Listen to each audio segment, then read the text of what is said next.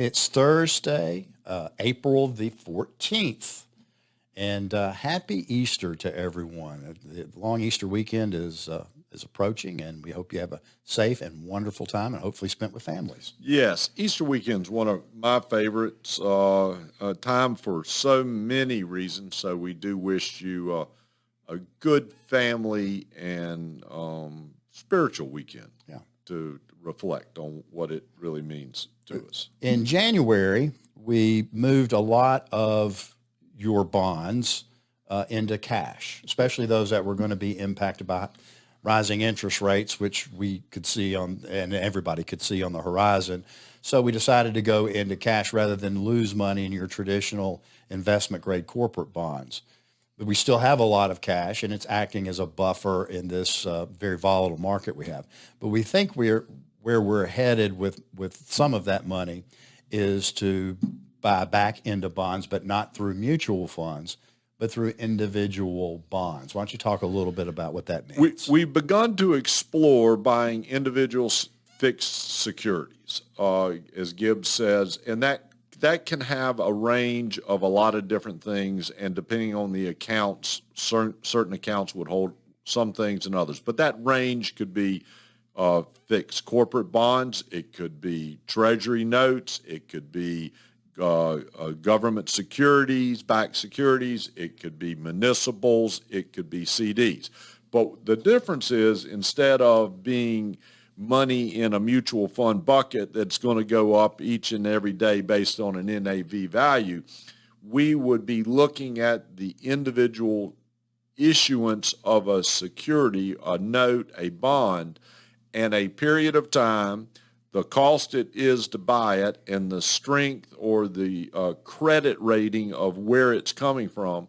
And we would be buying for that period of time that security and creating, in all likelihood, a ladder that has different securities maturing at different periods of time. And we are doing it with the forethought of 2023 higher rates and potential recession.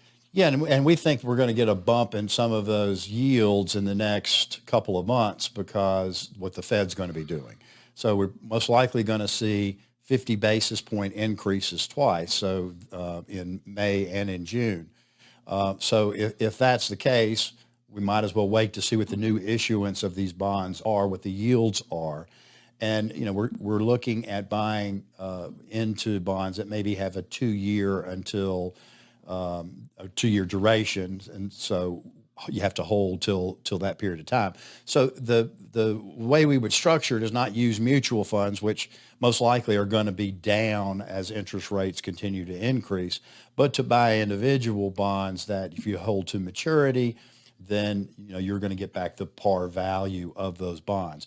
We'll get into greater detail as time goes on, but I think that's where we're going to go. We're going to take advantage of higher yields that are going to be in the new issuance of bonds, and then look for in the next 60 days or so us moving just a portion of that cash into those type of securities so that we can get a much better yield than what we're getting in just cash. As a painter looking at a scene, we are introducing a new canvas, and we're introducing the same scene, but we're going to paint we're seeing it differently, and we're going to adjust differently. Again, as we have said in the equity space, we've moved to value, we're moving to dividends, we're moving to names that we know, that we have confidence in.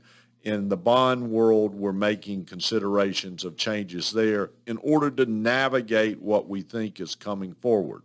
We're active, we're proactive, and we don't want to be caught being reactive. So we're beginning to put paint on canvas to begin to see what it looks like so we can introduce it for you. Again, have a great long weekend, and hope you stay safe. And always remember, it is your money. Your money matters. Happy Easter weekend.